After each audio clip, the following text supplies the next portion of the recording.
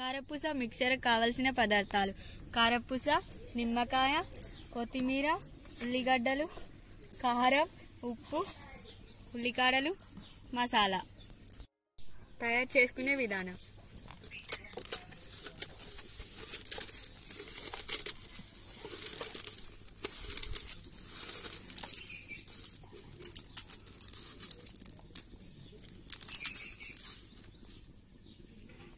ఇప్పుడు ఇందులో కారం, కొంచెం ఉప్పు, ఉల్లిగడ్డలు,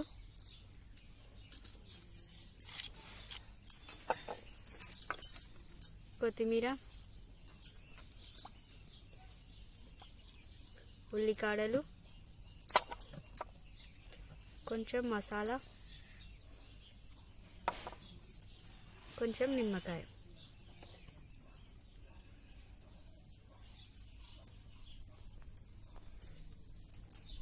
కలుపుకుందాం. కారపూస మిక్చర్ రెడీ.